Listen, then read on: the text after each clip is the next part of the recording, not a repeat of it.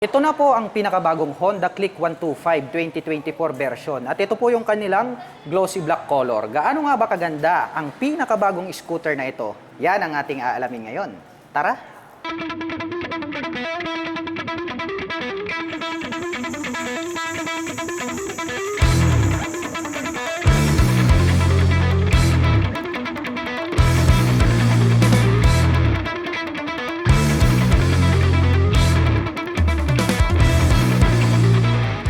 Ito na po yung pinakabago nilang Honda Click 125. At ito pong ating binibigyan ng review for today. Ito po yung kanilang standard version. At ang kulay po pala na ito po yung kanilang glossy black. So all black po lahat ito ha. Wala po siyang color combination. Dito po sa bandang gitna, naka-aim shift design to. Halos di lang natin pansin dahil nga all black yung kanyang color. Nakaterno po yan dito sa kanyang bandang itaas. Dito po sa kanyang handlebar cover. Naka-aim shift din po yan. Sa gitna may nakalagay naman po rito na Honda in white color na decal. Dito po sa bandang ibaba may nakalagay rito na FI or PGM-FI, also known as programmable fuel injection. So ang kagandahan naman po niyan, since naka-FI na po ito, is napakatipid niya sa pagkonsumo ng gasolina dahil mayroon lamang po itong 50.3 kilometer per liter na fuel consumption. Kaya kung naghahanap po kayo ng mga pang daily service na scooter, saktong-sakto ito para sa inyo. Ito pong design ng kanyang headlight, no, napakaganda. Very sharp yung kanyang edges. At ito pong kanyang ilaw dito po sa bandang itaas is very attractive. Nandirito na rin po located itong kanyang turn signals rito po sa bandang itaas. At ito pong kanyang split na daytime running light, napakaganda. Very aggressive yung kanyang dating.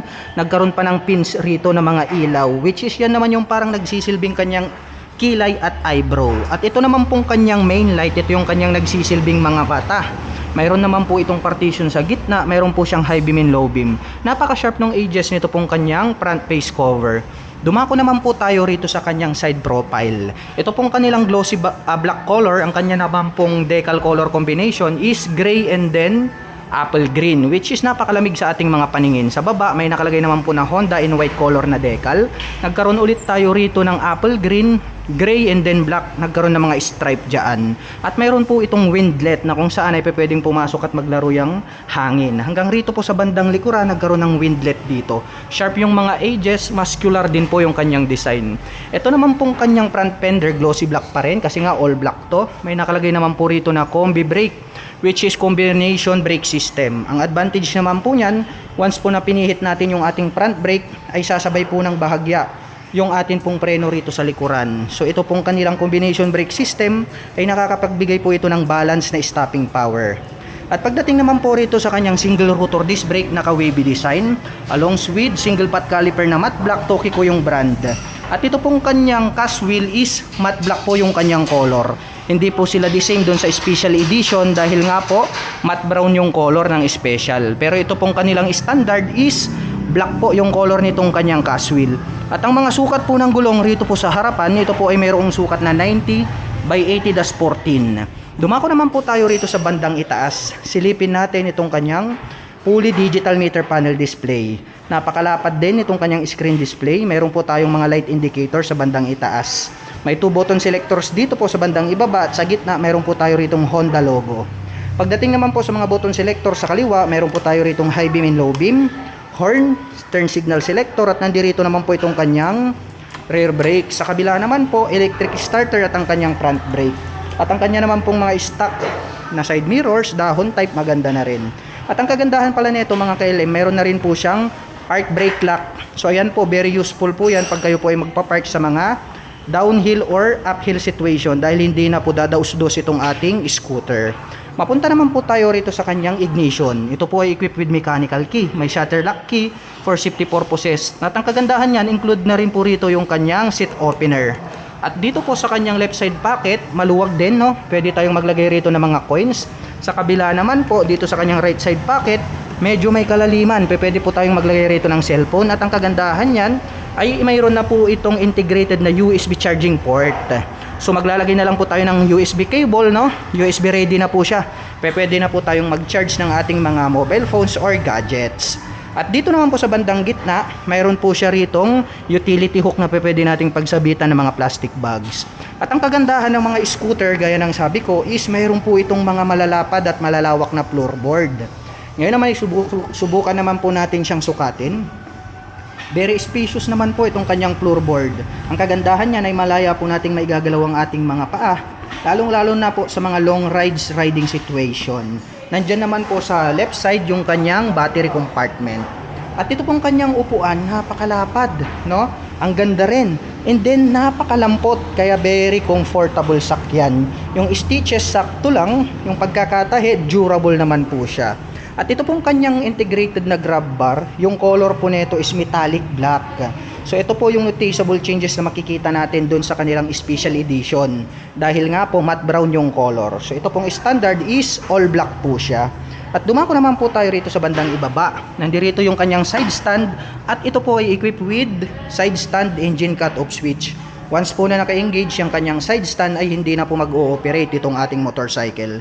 Sa ganong paraan ay maiiwasan po natin na madisgrasya dulot po ng side stand. At mayroon po itong center stand of course. At ito naman pong kanyang pillion step para sa ating back rider. Meron po siyang rubber cover. Yung kanyang brace is metal po siya. At dito po sa kanyang side profile, napakalaki po ng decal na makikita natin dito. Meron tayong apple green stripe and then nakalagay yung click. May nakalagay po rito na liquid cooled. Isa po ito dun sa pinagmamalaki nitong ating Honda Click, yung kanyang cooling system. Dahil nga po pagdating sa 125cc category ay bukod tangi lang po ito na mayroong liquid cooling system. Ang advantage naman po niyan ay pwede po nating ibabad, maghapon magdamag kahit sa mga malalayong biyahe. Dahil nga po ang liquid cooling system ay more reliable pagdating po sa babaran at sa mga long riding situation. Pagdating naman po rito sa kanyang engine, napakaganda rin ang kanyang engine design.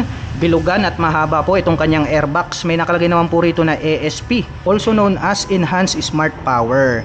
Which is ang kagandahan naman yan mga ka-LM ay nakakapagbigay naman po siya ng more power, less fuel and then lesser emission. At pagdating naman po rito sa kanyang engine, ito po ay mayroong 125 cubic centimeter engine displacement. Naka single cylinder, single overhead cam, 4-stroke with 2 valve. At nakakapag-provide naman po ito ng maximum power na 8.2 kW at 8,500 RPM. Habang nakakapagbigay naman po ito ng maximum torque na 10.8 Nm at 5,000 RPM. Napakalakas na rin at napakabilis na ng kanyang engine design. At ang atin pong Honda Click 125 ay meron pong 769mm na seat height. Ngayon naman ay susubukan nating sakyan para malaman natin kung gaano nga ba ito kataas. Anyway mga ka-LM, ang aking height is just around 5'6". Although kahit sabihin nating naka-center stand to, is flat-footed tayo rito. Kaya masasabi ko na very comfortable ito para sa mga tulad ko na 5'6" in height. At pagdating naman po rito sa kanyang rear suspension, ito po ay equipped with single shock absorber. Glossy black naman po yung kanyang ginagamit sa kanyang coil spring. At ang kanya naman pong rear braking system ay equipped po ito ng drum brake o yung tinatawag po nila na mechanical trailing. At silipin naman po natin itong kanyang taillight, pointed yung pagkaka-design. At ang kagandahan niyan, malapad, kaya talagang very visible, mapa day or night time. At ito pong kanyang rear fender, nandirito po yung kanyang turn signals. LED na rin po lahat ng kanyang ginagamit para sa kanyang lighting system. Itong part na to naka-emboss is ito po yung kanyang plate light. May added reflector light sa gitna at mayroon pong Honda white decal dito sa bandang ibaba. Ito pong kanyang rear fender, ito po yung kanyang nagsisilbing plate holder. Mapunta naman po tayo rito sa kabila. Silipin naman po natin itong kanyang cast wheel. Matte black po yung kanyang color. At ang mga sukat po ng gulong rito po sa likuran, ito po ay mayroong 100/80-14. Malapad na rin po itong kanyang rear wheels para sa isang 125cc na scooter. At ang kagandahan niyan, mayroon na rin po pala siya ritong integrated na mudguard. So napre-prevent naman po natin na matalsikan po ng dumi or putek ito pong ating scooter. At ito pong kanyang stock pipe, very attractive din, no? Maporma yung design nitong kanyang head protection guard, matte black. Ito pong kanyang tip is metallic silver. Mayroon naman po itong single exhaust. At nandito naman po yung kanyang radiator cover. Overall, pagdating sa kanyang physical appearance, mga ka-LM, napakaganda talaga ng dating. Kaya talagang walang nakakatalo pagdating sa sales itong ating Honda Click 125. Well anyway, buksan naman po natin itong kanyang upuan para masilip natin ang kanyang underseat compartment. Maluwag na rin mga ka-LM, saktong-sakto to paglalagyan natin ng mga tools, personal belongings, papers, jacket, gloves at iba pa. At ito po pala mga ka-LM ay mayroong 18 liters na underseat compartment. At included na rin po rito sa bandang itaas ito pong kanyang fuel tank. At ito po pala mga ka-LM ay mayroong 5.5 liters na fuel tank capacity. Well, anyway, every time po na tayo magpapagas ay kailangan po nating magbukas ng ating upuan. Ito pong kanilang Honda Click 125 ay highly recommended po para sa mga gustong mag long rides, pang daily service, no? So talagang applicable po siya para po sa lahat ng mga activities na pwede nyong gawin.